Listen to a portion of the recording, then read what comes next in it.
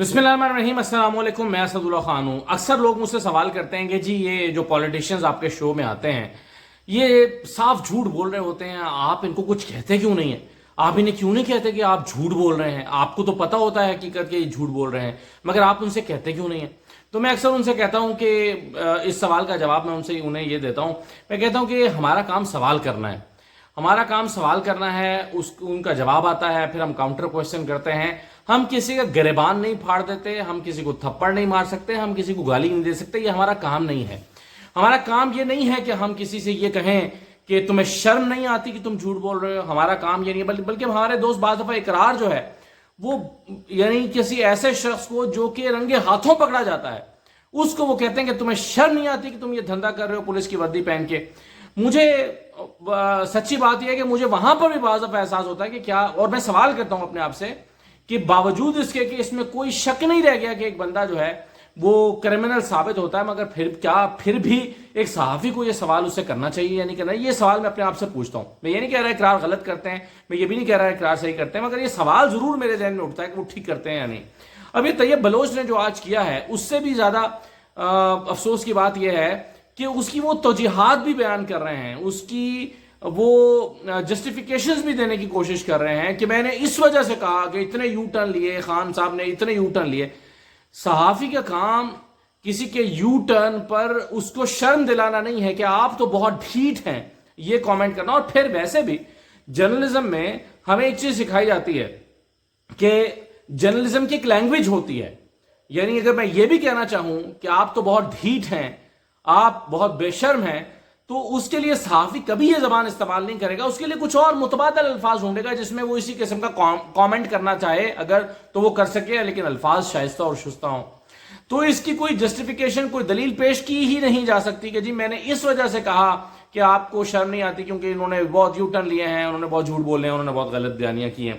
تو میرا یہ خیال ہے کہ اس پر فوری طور پر تو یہ ہونا چاہیے تھا کہ جیسے ہی ان کو احساس ہوا طیب بلوچ صاحب کو، ان کو فوری طور پر آ کر معذرت کرنی چاہیے تھی اور ان کو کہنا چاہیے تھا کہ مجھے خیال نہیں رہا کہ، لیکن وہ اپنی بات پر قائم ہیں اور وہ سمجھتے ہیں کہ انہوں نے ٹھیک کیا۔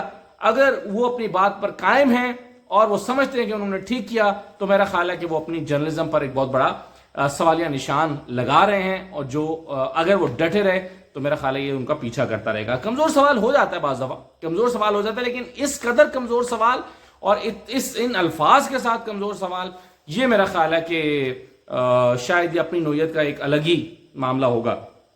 اچھا، دوسری بات یہ ہے کہ آج عمران خان صاحب کی گرفتاری کے جو احکامات ہیں وہ جاری ہوئے ہیں، اور الیکشن کمیشن آف پاکستان نے گرفتاری کے احکامات جاری کرتے ہوئے کہا ہے کہ عمران خان کو توہین الیکشن کمیشن کیس میں ناقابل ضمانت وارنٹ گرفتاری ہے، اور کہا ہے کہ ان کو آپ گرفتار کر کے کل پیش کریں صبح 10 بجے۔ اب عمران خان صاحب کی گرفتاری کے لیے ناقابل ضمانت وارنٹ گرفتاری جو ہیں وہ چیف الیکشن کمیشنر نے، یعنی الیکشن کمیشن انفیکٹ جاری کیے ہیں، کیونکہ عمران خان نے الیکشن کمیشن کی توہین کی ہے اور ابھی تک معافی بھی نہیں مانگی۔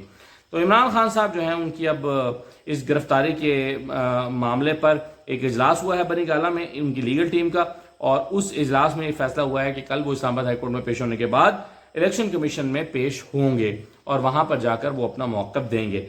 اچھا، اب آ جائیے آج جو ایک ڈیبیٹ چل رہی ہے۔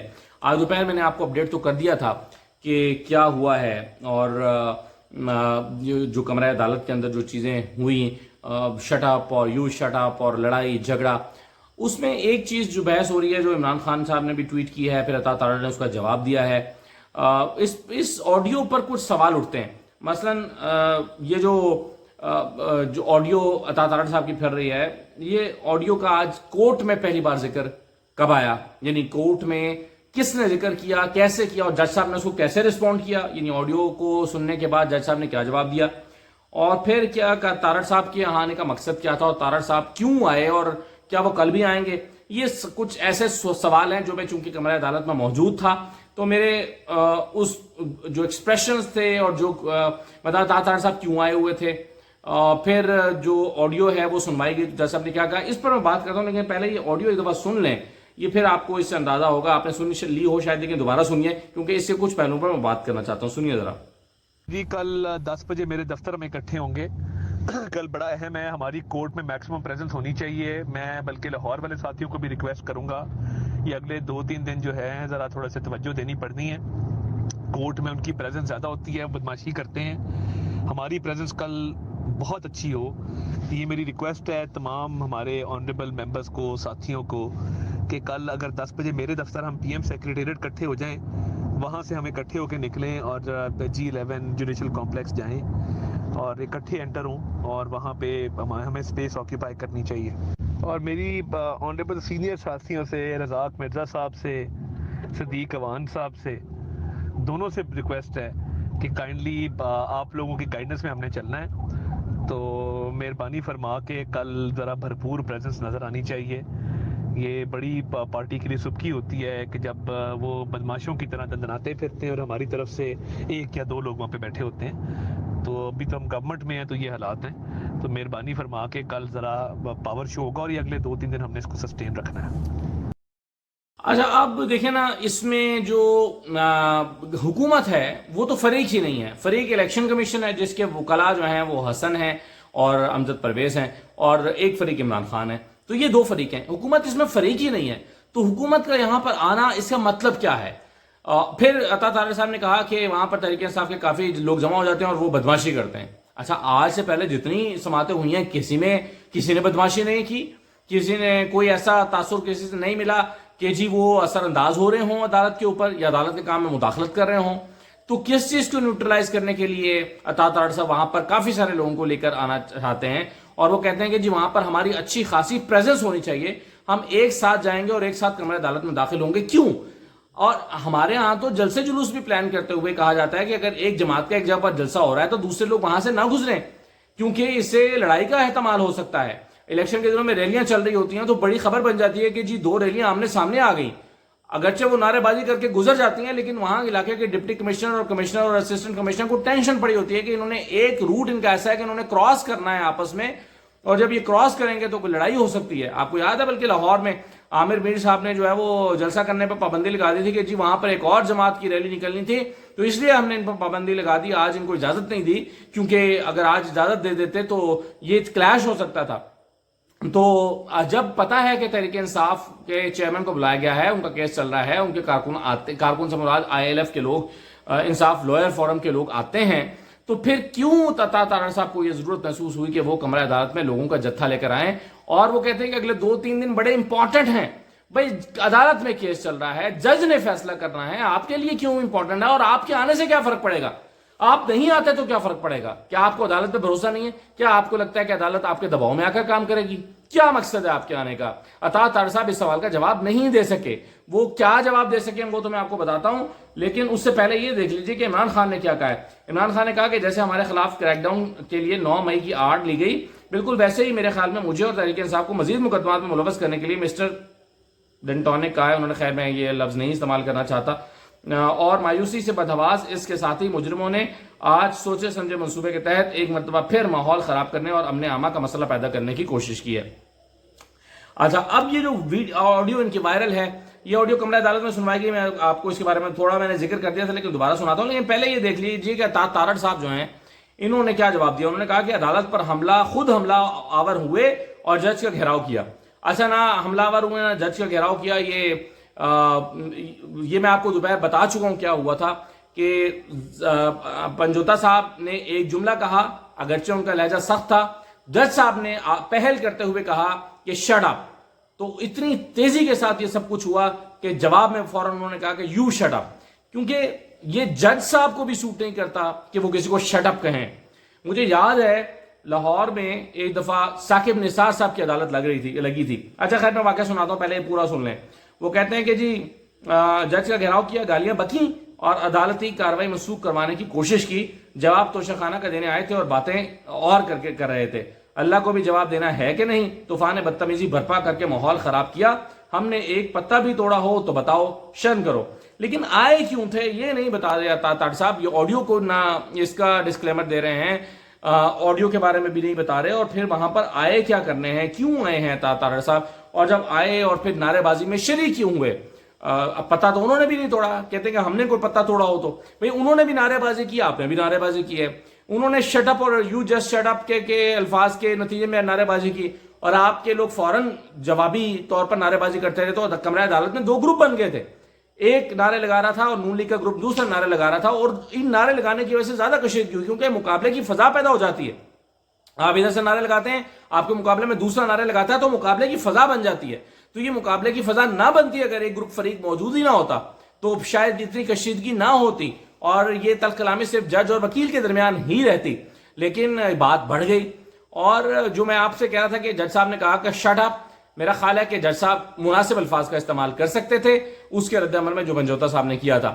کیونکہ مجھے یاد ہے ایک دفعہ ثاقب نثار صاحب کا لاہور میں کیس چل رہا تھا, اور ثاقب نثار صاحب نے سعد رفیق کو بلا لیا.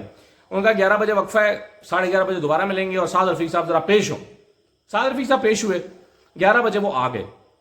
11 بجے وہ آئے, اچانک ان کو بلایا گیا تھا. ان کا موڈ سخت آف تھا خواجہ سعد رفیق کا, اور سخت وہ غصے میں تھے. یہ ان دنوں کی بات ہے جب تحریک انصاف کے چیئرمین نے لاہور کی سیٹ جیت کر خالی کی تھی, میاں والی کی رکھی تھی, خالی کی تھی, اور اس پر بائی الیکشن ہونے جا رہا تھا. سعد رفیق دوبارہ لڑ رہے تھے. اچھا, جب انہوں نے بلایا تو سعد رفیق صاحب آئے 11:30 بجے, تو سعد رفیق اٹھ کر روسٹرم پر آ گئے.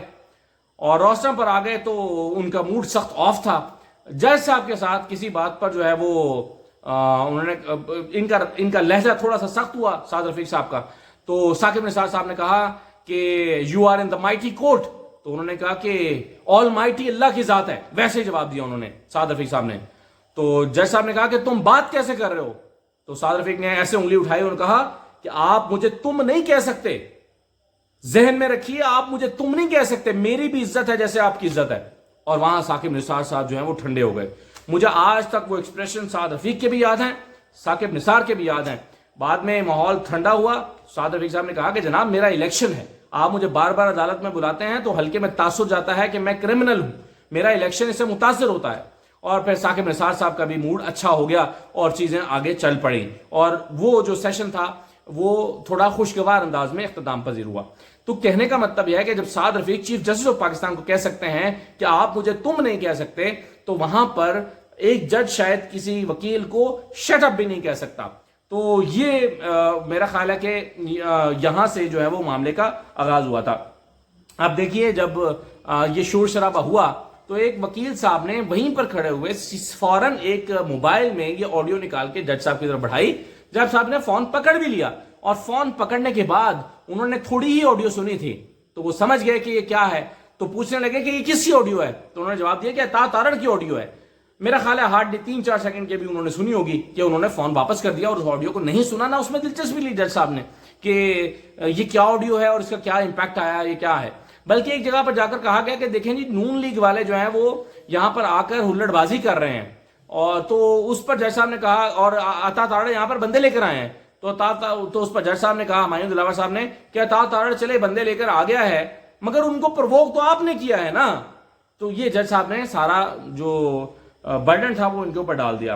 اب صورتحال یہ ہے کہ اگر تارڑ صاحب کے پاس کوئی جواز موجود ہے کہ یہ بندے لے کر آنے کا, تو کیا تارڑ صاحب کل بھی لے کر آئیں گے؟ ابھی تو سماعت چلنی ہے. اور پھر آج وہ بیچ میں چھوڑ کر چلے بھی گئے تھے, تو کل بھی انہوں نے کیا, کل بھی وہ آئیں گے سماعت سننے کے لیے؟ آپ کو یاد ہوگا جس دن عمران خان کو گرفتار کیا گیا تھا اور گرفتار کر کے ان کو جو ہے وہ ایک جگہ پر لے جایا گیا, اور وہیں پر جہاں پر ان کو رکھا گیا وہیں پر عدالت لگائی گئی, وہیں جج صاحب کو بلایا گیا, اور وہ ایسے حالات میں عدالت تھی کہ وہاں پر خواجہ حارث اور 1-2 وکلاء کو جانے میں بھی شدید پریشانی کا سامنا کرنا پڑا. یعنی 2-3 وکلاء بھی عمران خان کے نہیں جا پا رہے تھے, اور میڈیا تو بہت دور کی بات, میڈیا کا تو کوئی بندہ نہیں تھا. اس وقت بھی تارڑ صاحب جو ہیں, عطا تارڑ صاحب کمرہ عدالت میں موجود تھے, اور عمران خان نے جو ہے وہ اس وقت حیرت کا اظہار کیا, اور ان کی لیگل ٹیم نے, کہ بھئی یہ یہاں کیا کرنے آئے ہوئے ہیں. عطا تارڑ صاحب تھے اور شاید ایک اور بندہ تھا ان کے ساتھ نون لیگ کا, کہ یہ یہاں پر کیا کرنے آئے ہوئے ہیں. تو یہ میرا خیال ہے کہ کئی سوال ایسے ہیں جو کہ اٹھتے ہیں اور اس کا جواب دینا ہوگا. آخر میں جو ہے وہ آخری بات یہ ہے کہ اسحاق ڈار صاحب کو جو ہے وہ کل بڑی ایک کمپین چلی تھی کہ وہ نگران وزیر اعظم ہوں گے. اس غبارے سے پیپلز پارٹی نے تو ہوا نکالی ہی ہے, پیپلز پارٹی نے بہت سخت ریاکٹ کیا ہے اس کو, اور بہت سنجیدہ لیا ہے ان باتوں اور افواہوں کو. کل میٹنگ بھی ہوئی ہے زرداری صاحب کی, اس میں بھی یہ مدعا اٹھایا گیا ہے, اور پھر آج شیری رحمان نے باقاعدہ ٹویٹس بھی کی, شو میں بھی آئیں اور آ کر کہا ایسی کوئی بات نہیں ہے, ہمیں کوئی نام بھی نہیں دیے گئے, اور اسحاق ڈار تو خیر قابل قبول ہی نہیں ہے. تو پیپلز پارٹی نے تو مخالفت کی ہے, لیکن شہباز گروپ جو ہے وہ بڑا ایکٹیو نظر آ رہا ہے. مثلا خواجہ آصف صاحب جو ہے وہ بڑے ایکٹیو نظر آ رہے ہیں. شہباز شریف صاحب نے بھی جو ہے وہ اس کی تردید دبے لفظوں میں کی ہے. پھر باقی جو لوگ ہیں خواجہ آصف وغیرہ, انہوں نے کہا کہ یہ تو سوال ہی پیدا نہیں ہوتا, یہ نہیں ہو سکتا, یہ کیسے ہوگا, اس کا کوئی امکان نہیں ہے.